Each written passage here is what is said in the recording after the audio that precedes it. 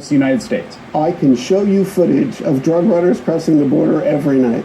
You think the Mexican government is intentionally sending criminals to the U.S.? The Mexican government is complicit in that they turn the other way and they let the cartels rule. Okay. Yes. What about the Arab Americans supposedly celebrating en masse 9/11? You believe that's true, even though that's been definitively debunked? Arabs celebrated all over the world. I have no idea if it was in New Jersey or not. But your boss, Mr. Trump, made that claim repeatedly, despite all evidence to the contrary. And there's no tape of that to definitively prove it. The reason people are focusing on this is because it seems to be a smoking gun that stands in for a pattern of carelessness with respect to the truth. This is a smoking gun. Oh my God. This is ridiculous. But isn't it? Of what?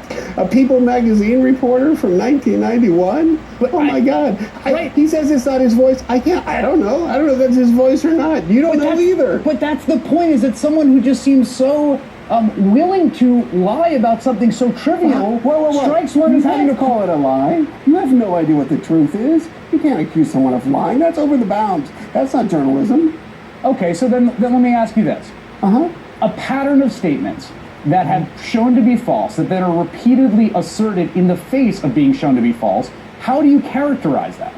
Well, is that carelessness with the truth? I don't have the same love you have for political fact, first of all. Second of all, their scale and something like their integrity, I question a great deal. We can argue about any of those statements you want.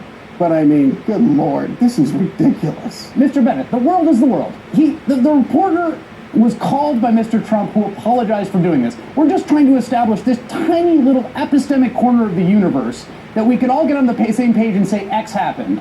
And it just seems impossible to get Mr. Trump to come along with that.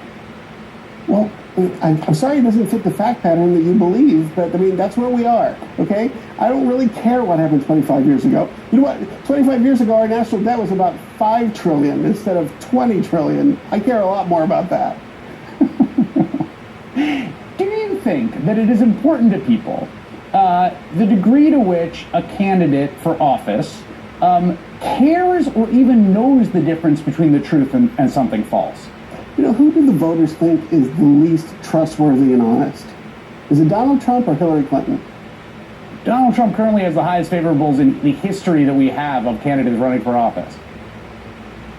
Actually, he and Hillary have exactly the same positives and negatives. They do not. He's 10.5. Whoa. You can't argue mathematics. Go back and look at the last 5 polls. It's exactly the truth. I'm suspecting that's going to turn out to be about as true as mass Arabs celebrating 9/11 in New Jersey. Rasmussen, Reuters. All right. You can go back and look at it. I'll send them to you. Thank you, Dr. Bennett. Mr. Bennett. See you. Still to come, the intense reaction to the president's directive on bathroom